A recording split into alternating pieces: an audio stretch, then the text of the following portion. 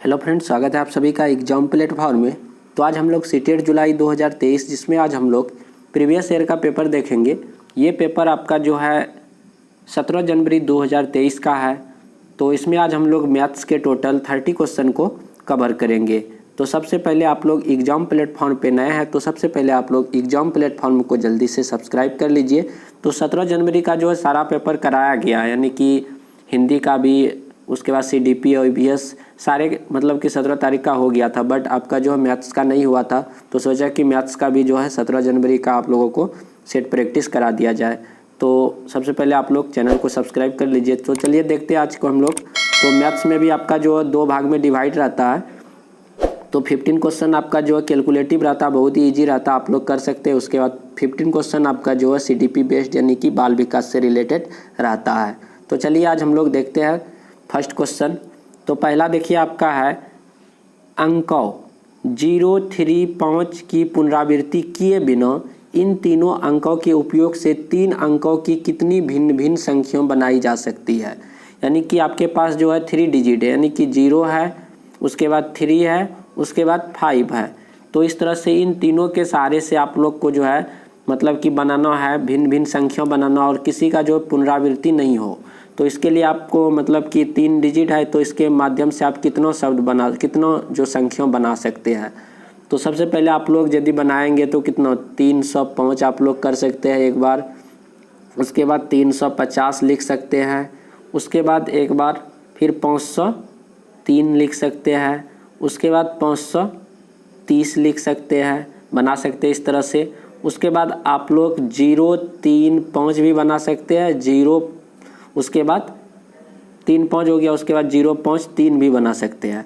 But आपका जो है ये जो है आपका 3 डिजिट का होगा, ये भी होगा, ये भी होगा, ये भी होगा। लेकिन आपका ये दोनों जो आपका जो है वैसे 6 आप लोग क्रिएट कर सकते हैं, 6 बना सकते हैं। बट आपका वैल्यू जो है आपका 4 का ही होगा, यानी कि 3 अंकों के उपयोग में जो लाया जा सकता है। तो कितना टोटल संख्या होगा, तो टोटल 4 होगा। ऑप्शन नंबर 4 बिल्कुल सही है। तो ये आपका जो 3 डिजिट का नहीं कहलाएगा, आपका जो 2 डिजिट के ही अंतर्गत आ जाएगा। इसीलिए आपका टोटल संख्या 1, 2, 3 और 4 हो जाएगा।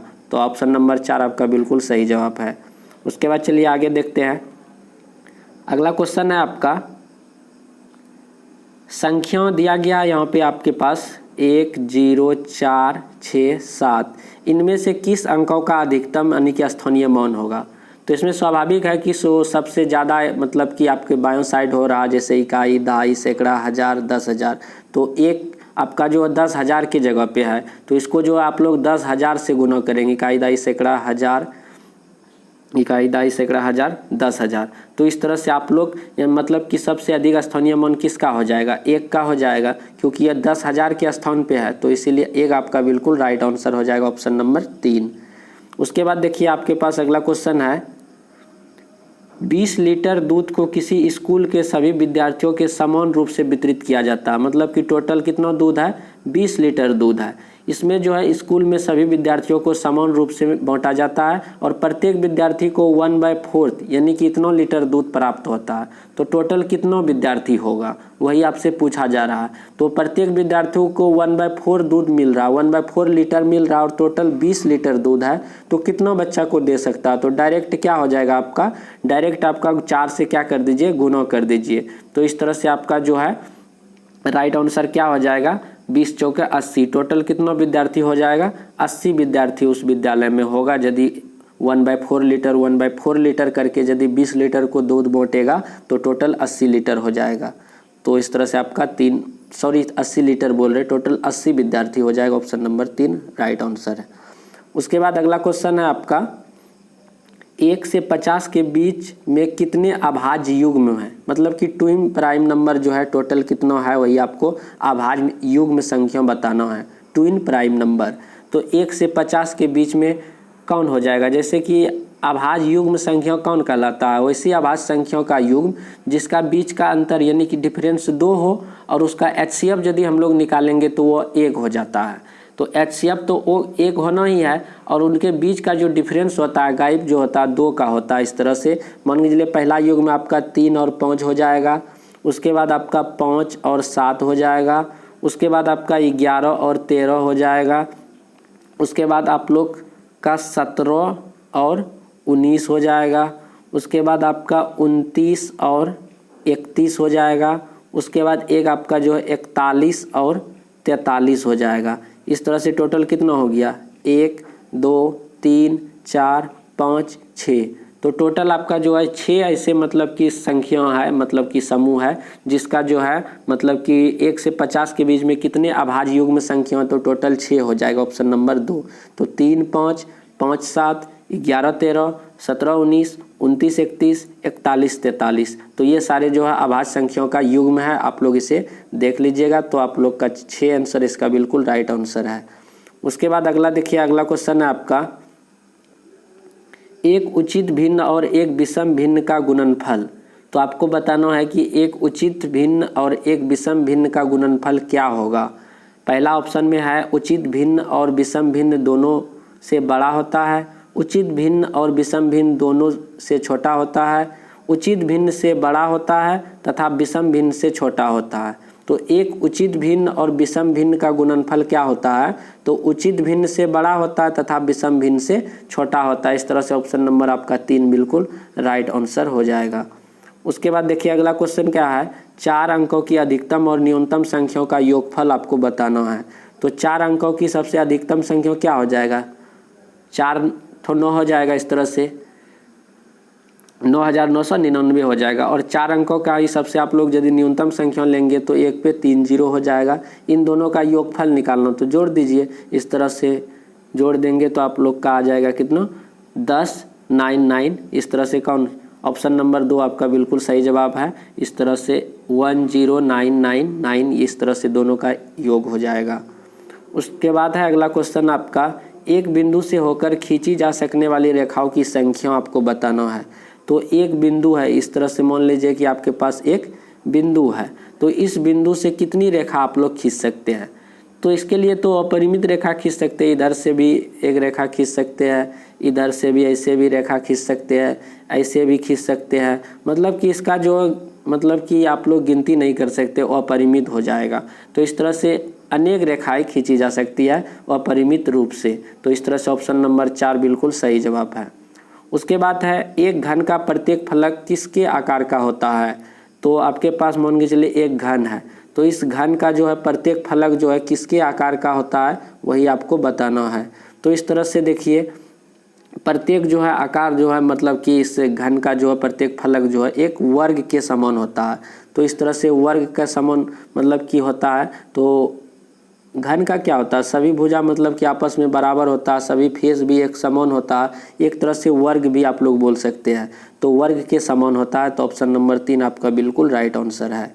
उसके बाद अगला क्वेश्चन देखिए आपका है, 2/2/3 समकोण बराबर है। तो इस तरह से आपके पास है क्वेश्चन है, 2/2/3 कितने समकोण के बराबर है। तो इसको जब आप लोग सिंप्लीफाई करेंगे तो 3 दूना 6 2 कितना हो जाएगा, 8/3 हो जाएगा। तो 8/3 को कितने समकोण, तो इसको 90 से क्या कर दीजिए, मल्टीप्लाई कर दीजिए। तो यहाँ पे देखिए 3 हो जाएगा। तो 3 से करेंगे तो 3 तिया 9, 8 तिया 24, यानी कि 240 हो जाएगा। तो 240 आपका बिल्कुल राइट आंसर है। कितना डिग्री हो जाएगा, 240 डिग्री। तो आपको कुछ नहीं करना था। तो 2/2/3 मतलब 8/3 आया, इसी को 90 से आपको 90 डिग्री से, क्योंकि समकोण का मतलब होता है 90 डिग्री, तो 90 डिग्री से आप लोग मल्टीप्लाई कर देंगे तो 240 डिग्री आपका राइट आंसर हो जाएगा। उसके बाद अगला क्वेश्चन देखिए आपका क्या है, अगला है कि किसी स्कूटर ने पहले माह में 67 किलोमीटर 8 घंटा 4 DM की दूरी तय की तथा दूसरे माह में 48 km 8 DM 7 M की दूरी तय की। तो दूसरे माह की तुलना में उसने पहले माह में कितना दूरी अधिक तय किया। तो डायरेक्ट आपका अंतर यहाँ पे पूछा जा रहा है। तो इस तरह से यहाँ पे 1 डेकामीटर, यानी कि DM मतलब क्या हो गया, डेकामीटर। तो सबसे पहले हम लोग क्या करेंगे, 1 डेकामीटर बराबर कितना होता है, 1 डेकामीटर बराबर आपका जो है, 1 डेकामीटर बराबर आपका 10 मीटर के बराबर हो जाता है। कितना हो जाता है, 1 डेकामीटर बराबर 10 मीटर के बराबर हो जाता है। और एक यदि हेक्टोमीटर की बात करें तो 1 हेक्टोमीटर, यहाँ पे 8 जो है हेक्टोमीटर है, तो 1 हेक्टोमीटर बराबर आपका 100 मीटर हो जाता है। इसे भी आप लोग याद रखेंगे। तो 1 डेकामीटर बराबर 10 मीटर और 1 हेक्टोमीटर बराबर 100 मीटर। तो इतना कन्फर्म है, तो इतना क्लियर हो गया। तो यहाँ पे आप लोग जब इसे क्लियर करेंगे तो हो जाएगा कितना, तो देखिए कितना है 67 किलोमीटर। तो 67 किलोमीटर, इसको मीटर में बदल दीजिए, 1000 से गुना हो जाएगा। उसके बाद क्या है 8 हेक्टोमीटर, तो 1 हेक्टोमीटर बराबर 100 मीटर। तो यहाँ पे 8 है तो कितना हो जाएगा 800 मीटर हो जाएगा। उसके बाद 4 डेकामीटर, 1 डेकामीटर बराबर 10 मीटर, तो 4 डेकामीटर बराबर 40 मीटर। इस तरह से पहले इसे जोड़ दीजिए आप लोग। 4 हो गया, 8 हो गया, 6 हो गया, 7 हो गया, ठीक। उसके बाद देखिए दूसरा वाला टर्म को आप लोग देखिए, दूसरे माह में 48 किलोमीटर, तो 48 को 1000 से। उसके बाद देखिए 8 डेकामीटर है, तो 1 डेकामीटर बराबर 10 मीटर, तो 8 डेकामीटर बराबर 80 मीटर हो गया। उसके बाद 7 मीटर है, इस तरह से इसे भी जोड़ दीजिए, तो 7 हो जाएगा, 8 हो जाएगा, 8 हो जाएगा, 48 हो जाएगा। उसके बाद आप लोग क्या करेंगे, इन दोनों का अंतर निकाल लेंगे। क्या करेंगे, इन दोनों का अंतर निकालिएगा, तो आपका आ जाएगा, इन दोनों का आपको अंतर निकालना, मतलब कि बड़ा में से छोटा को माइनस कर देना। तो आपका आंसर किस तरह से आएगा, 19, 7, 5, 3। तो 19, 7, 5, 3 इस तरह से देखेंगे कि यहाँ पे कहाँ पे मिल रहा है। तो 19, 7, 5, 3 फर्स्ट वाला ऑप्शन में, मतलब 19 किलोमीटर, 7 हेक्टोमीटर, 8, 5 डेकामीटर, 3 मीटर। तो इस तरह से 19, 7, 5 इस तरह का इन दोनों का डिफरेंस निकलेगा। तो आपका ऑप्शन नंबर 1 बिल्कुल आप लोग क्लियर समझ गए होंगे। तो इस तरह से पहला वाला ऑप्शन आपका बिल्कुल राइट आंसर हो जाएगा। उसके बाद देखिए अगला क्वेश्चन क्या है, किसी स्कूल में विद्यार्थियों का अध्ययन 10:10 AM पर जो प्रारंभ हो जाता है तथा 12:55 PM पर जो मध्यावकाश, मतलब कि बीच में जो फिर छुट्टी हो जाता है, तो मध्यावकाश तक कितना समय मतलब कि अध्ययन हुआ वही आपको बताना। तो क्या है, सिंपल सी है कि उसमें जो है मतलब एक तरह से अंतर आपको निकालना है। तो 12:55 तक जो है क्लास चला है, क्लास चालू हुआ था कितना 10 में। तो इस तरह से डिफरेंस निकाल दीजिए आप लोग, 5 हो जाएगा, 4 हो जाएगा, इधर आ जाएगा आपका 2 हो जाएगा। इस तरह से 2 घंटा 45 मिनट टोटल क्लास चलता है। तो इस तरह से आपका राइट आंसर क्या आ जाएगा, ऑप्शन नंबर 3 बिल्कुल सही जवाब है, 2 घंटा 45 मिनट। उसके बाद अगला क्वेश्चन चलिए हम लोग देखते हैं क्या है। तो अगला क्वेश्चन है आपका 4 सर्वसम वर्गों का क्षेत्रफल दिया गया है। तो 4 सर्वसम वर्गों का क्षेत्रफल दिया गया कितना, 256 वर्ग इकाई का एक आयत बनाने के लिए जोड़ा जाता है। तो प्रत्येक वर्ग का परिमाप आपको बताना है। तो इसमें देखिए वर्गों का क्षेत्रफल, 4 वर्गों का क्षेत्रफल कितना है 2, 5, 6। तो एक वर्ग का क्षेत्रफल कितना हो जाएगा, 4 से डिवाइड हो जाएगा, 4 छक्का 24, 4 चौका 16। तो एक वर्ग का क्षेत्रफल कितना हो गया 64। यदि इसका भुजा निकालने के लिए चाहे तो वर्ग का क्षेत्रफल क्या होता है, भुजा स्क्वायर। तो भुजा स्क्वायर होता है, तो स्क्वायर यदि इस साइड आएगा तो आपका क्या हो जाएगा, अंडर रूट हो जाएगा। 64 का अंडर रूट करेंगे तो कितना हो जाएगा 8, यानी कि भुजा निकल गया कितना आपका 8 निकल गया भुजा।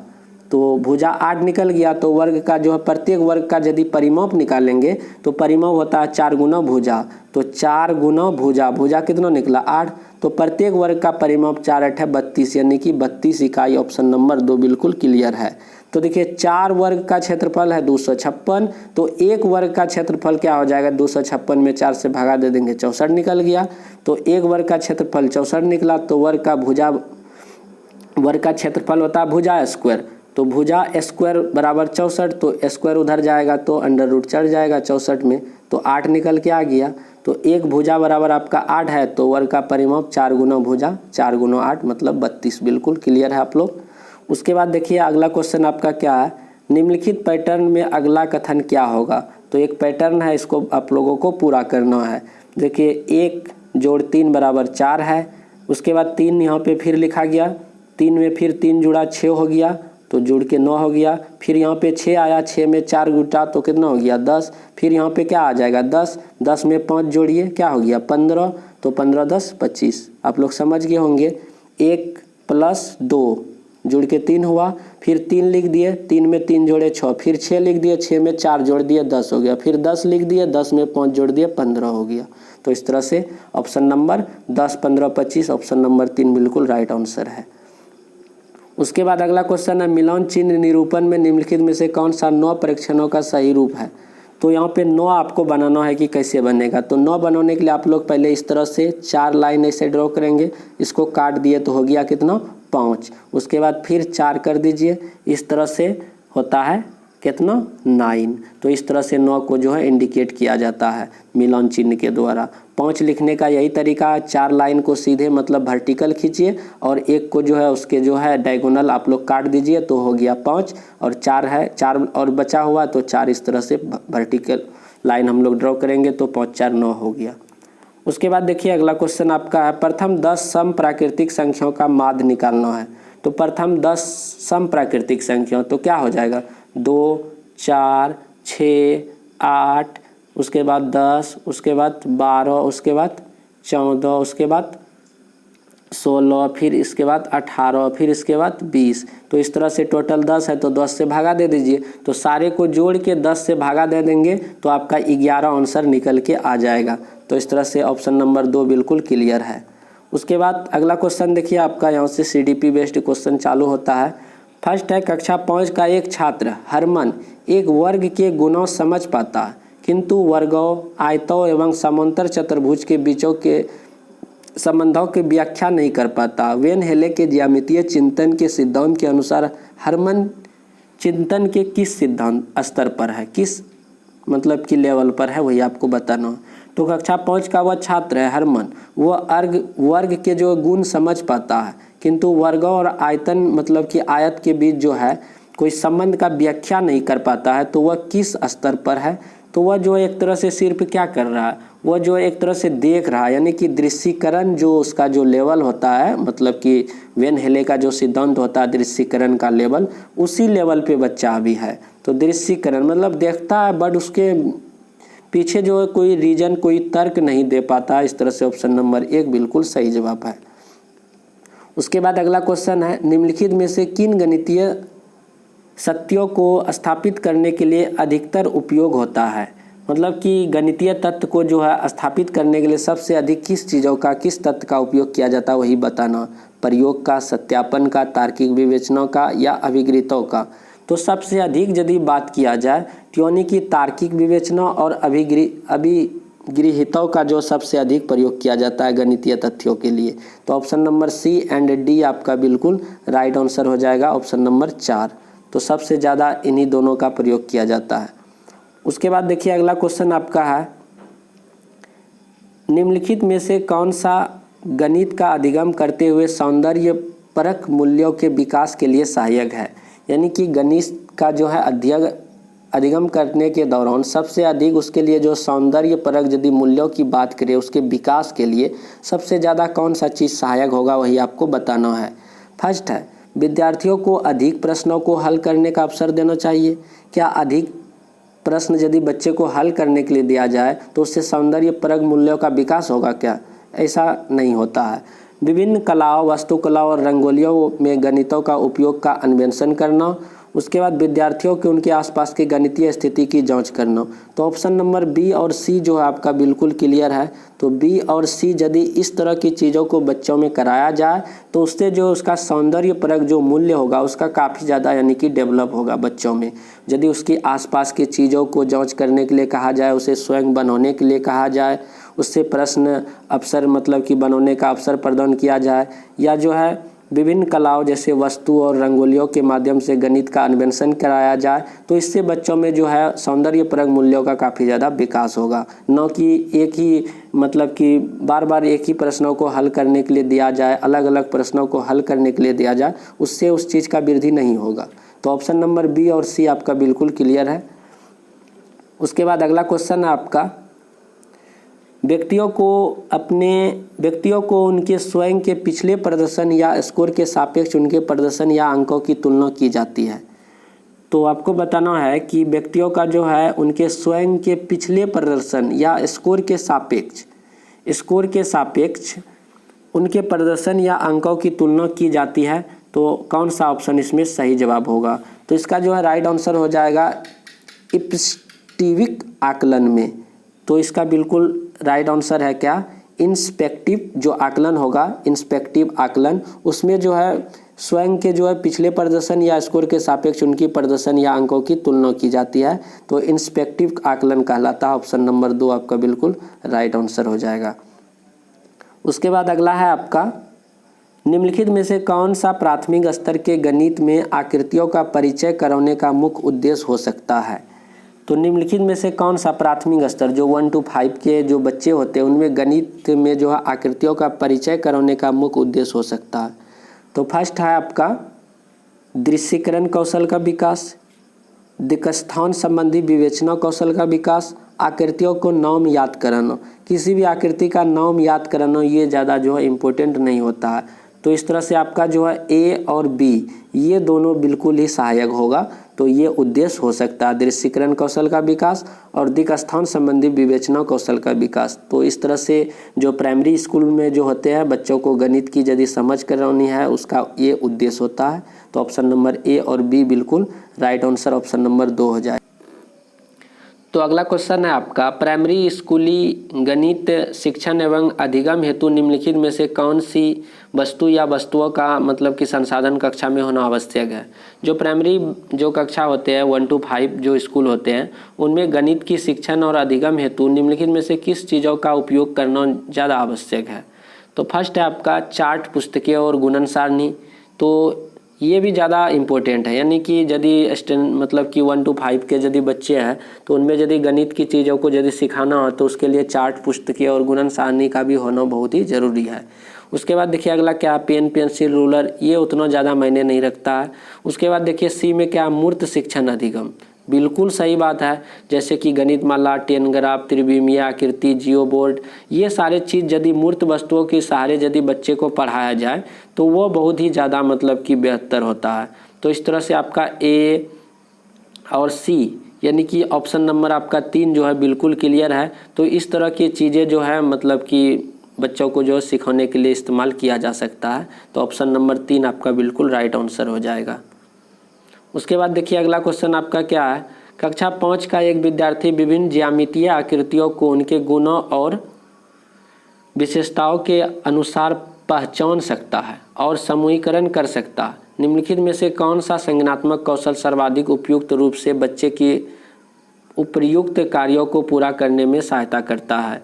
तो देखिए कक्षा 5 का एक विद्यार्थी विभिन्न ज्यामितीय आकृतियों और उनके गुणों की विशेषताओं को अनुसार पहचान सकता है और समूहीकरण कर सकता है। तो बच्चे में जो है पहले उस चीज़ को नियम को सीखा है, बच्चे पहले क्या किया, उस नियम को समझा है, उसके ज्यामिति जो आकृति गुणों की विशेषता को उस आधार पे उसको जो क्या करता है, क्लासिफिकेशन करता है, एक तरह से मतलब कि अलग करता है। तो पहले उस नियम को सीखा, उसके बाद तब उन्होंने क्या किया, चीज़ों को जो है अलग अलग करने मतलब कि कर रहा। तो इस तरह से उसके अंदर किस तरह का जो है कौशल है, तो आगमन। तो फर्स्ट वाला आपका बिल्कुल सही जवाब है, कौन सा हो जाएगा, आगमन हो जाएगा कौशल।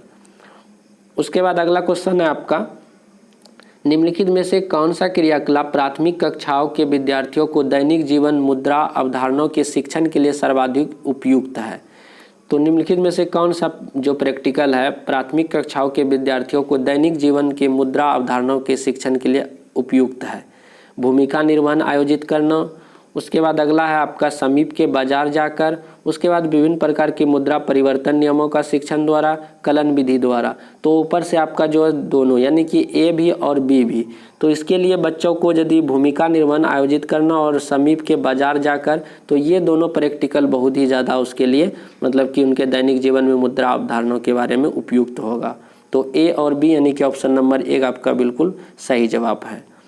उसके बाद देखिए अगला क्वेश्चन क्या है आपका, निम्नलिखित में से कौन सा कथन सभी त्रिभुज समबाहु त्रिभुज है का निषेध है? यानी कि निम्नलिखित में से बताना कौन सा कथन सभी त्रिभुज समबाहु त्रिभुज है, इसके बारे में एक निषेध है, आपको बताना कौन सा ऑप्शन सही है। फर्स्ट है, यह गलत है कि सभी त्रिभुज समबाहु त्रिभुज है, यह गलत है कि सभी त्रिभुज समबाहु त्रिभुज है। उसके बाद है, एक त्रिभुज मौजूद है जो समबाहु त्रिभुज नहीं है। उसके बाद है कि सभी समबाहु त्रिभुज त्रिभुज है। तो इनमें से आपको बताना है कि कौन सा ऑप्शन बिल्कुल सही जवाब होगा। तो इनमें से जो है आपका जो है बिल्कुल राइट आंसर हो जाएगा क्या, ए और बी, यानी कि ए और बी आपका बिल्कुल सही जवाब है ऑप्शन नंबर 1। यानी कि यह गलत है कि सभी त्रिभुज समबाहु त्रिभुज है, तो ये बिल्कुल सही बात यहाँ पे बोला जा रहा है। एक त्रिभुज मौजूद है जो समबाहु त्रिभुज नहीं है, यानी कि दोनों बात ही यहाँ पे क्या कर रहा है, सही, यानी कि ए और बी आपका बिल्कुल सही जवाब है ऑप्शन नंबर 1। उसके बाद देखिए अगला क्वेश्चन आपका क्या है, एक बालिका व्यक्त करती है यदि रेखा ए बी सी डी से छोटी है और रेखा सी डी रेखा ई एफ से छोटी है, तब रेखा A B Rekha E F से छोटी होगी। मापन के कौन से गुणधर्म का यह उल्लेख करता, सहचारी गुणधर्म, क्रम विनिमय गुणधर्म, संक्रामिता गुणधर्म या संरक्षण गुणधर्म। तो ये उससे छोटी है, ये उससे बड़ी है, इस तरह का यदि गुणधर्म हुआ मतलब कि यहाँ पे उल्लेख किया गया तो ये क्या कहलाता है, संक्रामिता गुणधर्म कहलाता है। ऑप्शन नंबर 3 बिल्कुल सही जवाब है। ये और भी एक बार आया था ये क्वेश्चन, मतलब कि ये रिपीटेड क्वेश्चन है, तो जब भी इस तरह का क्वेश्चन आया कि ये उससे बड़ा है, ये उससे छोटा है, तो ये जो है संक्रामिता गुणधर्म के अंतर्गत आ जाता है। उसके बाद अगला है आपका, कक्षा 1 के बच्चों को गिनती और अंक की अवधारणाओं के शिक्षण हेतु निम्नलिखित में से कौन सा खेल विधि का उदाहरण है। तो कक्षा 1 के बच्चों को गिनती और अंक की अवधारणाओं के शिक्षण हेतु निम्नलिखित में से कौन सा खेल विधि का एक उदाहरण आपको बताना है। तो फर्स्ट है क्या, शिक्षक या शिक्षिका बच्चों को खेल के मैदान लेकर जाए, उन्हें गिनती का पाठ करवाए। सेकेंड में क्या बोल रहा है, बच्चों को कुछ भी खेलने की अनुमति दे क्योंकि यह अंकों का ज्ञान और गणन कौशल को बढ़ावा दे सकता है। तीसरा देखिए क्या, शिक्षक शिक्षिका मूर्त वस्तुओं जैसे पत्थर के टुकड़े, जैसे ही आप लोगों को मूर्त चीज़ें आप लोगों को दिख रहा है गणित के बारे में, वो ऑप्शन लगभग आपका जो है बिल्कुल ही पॉजिटिव यानी कि लगभग सही होने के कगार पे आ जाता है। शिक्षक या शिक्षिका मूर्त वस्तुओं जैसे पत्थर के टुकड़े, टोकन, मोती आदि का उपयोग करके बच्चों को दिशा निर्देश इन वस्तुओं को खेलने की अनुमति दे तो ये ज़्यादा बेटर होगा। उससे बच्चों की जो है अंक गिनती की अंक अवधारणा भी वह सीख जाएगा। तो इस तरह से मूर्त वस्तुएं उनके लिए बहुत ही ज़्यादा लाभकारी होता है। ऑप्शन नंबर 3 बिल्कुल सही जवाब है। उसके बाद है पाठ योजना शिक्षण के किस चरण से संबंधित है।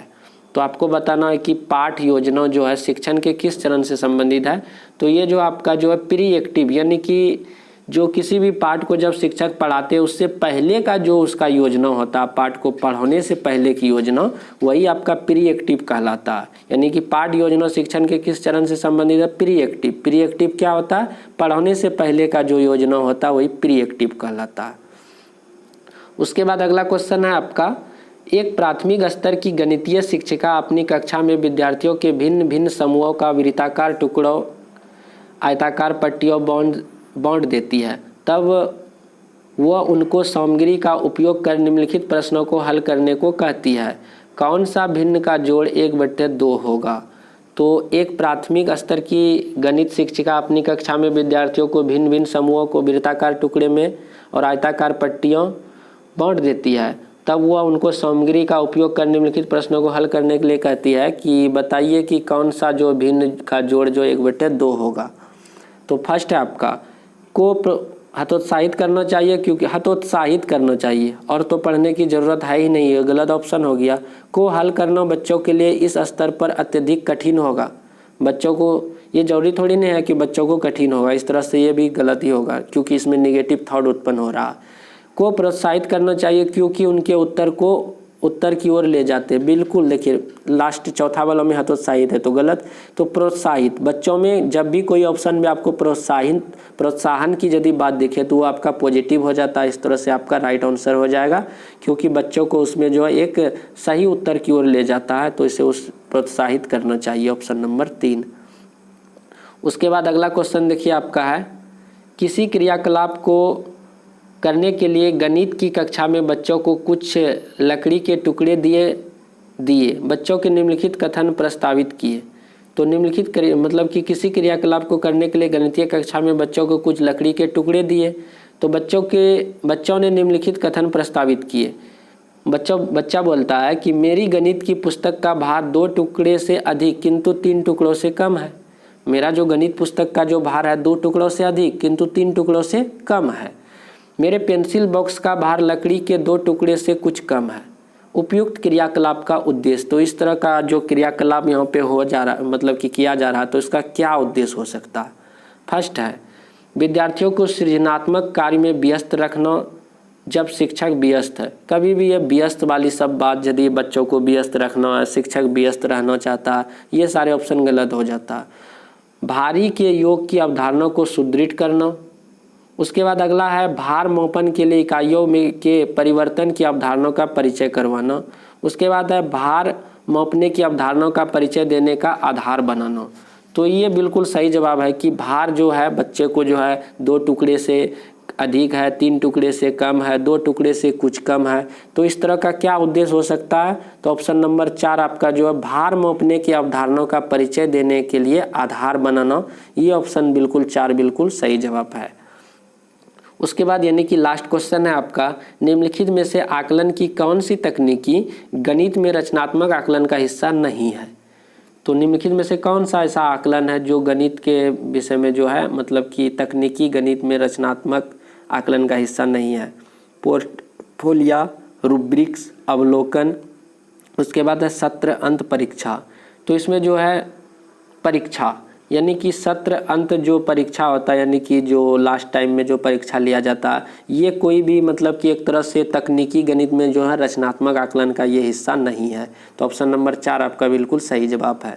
तो इस तरह से टोटल हम लोग 30 क्वेश्चन सॉल्व किए इसमें मैथ्स के। तो आप लोग प्लीज़ चैनल पे नए हैं तो सब्सक्राइब भी कर लीजिए और अपने फ्रेंडों को शेयर भी कीजिए।